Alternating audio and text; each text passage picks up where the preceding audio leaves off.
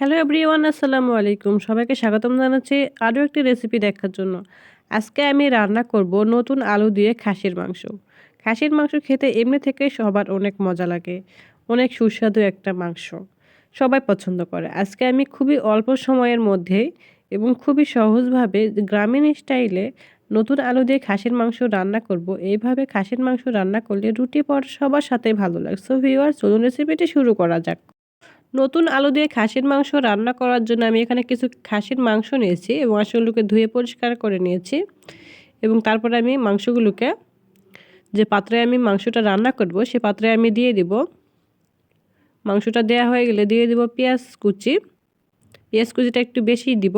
তারপর দিয়ে দেব গরম মশলা, দিয়ে দিব রসুন বাটা এবং আদা বাটা। তার সাথে দিয়ে দিব জিরার গুঁড়া, পরিমাণ মতো লবণ, পরিমাণ মতো হলুদ এবং গুঁড়া মরিচ, এবং তার সাথে দিয়ে দেব পরিমাণ মতো সয়াবিন তেল। দিয়ে সবগুলো উপকরণ খুব ভালোভাবে হাত দিয়ে মেখে নিব। খাসির মাংসটা হাত দিয়ে মাখানোর সময় অনেকটাই ভালো করে মেখে নিলে রান্নাটা ভালো হয়। এই জন্য আমি মেখে নিয়ে আধা ঘন্টার জন্য মিনিট করে রেখে দিয়েছিলাম। আধা ঘন্টার পরে মিনিট করা মাংসের মধ্যে আমি দিয়ে দিব নতুন আলু। আলুটাকে আমি একটু বড় সাইজ করে কেটে নিয়েছিলাম।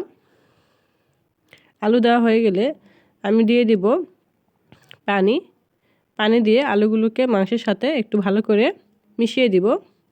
তারপরে আমি এখন রান্নাটা শুরু করে দিব। রান্নাটা আমি শুরু করে দিয়েছিলাম, 10 মিনিটের মতো রান্না করে নিয়েছি। এরপর দেখা যাবে যে অনেকটাই যে পানিটুকু দিয়েছিলাম সেই পানিটা অনেকটাই কমে আসবে। আমি এই সময় মাংসগুলোকে খুব ভালো করে রান্না করে নিয়েছি। আলুটা আমি আগে থেকে উঠিয়ে নিয়েছিলাম কিছুক্ষণ জাল করে নেওয়ার পরে। তারপর খুব ভালো করে মাংসটা কষানো হয়ে গেলে আমি দিয়ে দিব পরিমাণ মতো পানি দিয়ে একটু নাড়াচাড়া করে দিব যাতে মাংসটা খুব ভালোভাবে সেদ্ধ হয়। এর জন্য আমি ঢাকনা দিয়ে ঢেকে দিব, কারণ আমার মাংসটা সেদ্ধ হওয়ার জন্য। প্রায় 15 থেকে 20 মিনিটের মতো মাংসটাকে আমি সেদ্ধ করে নিয়েছি।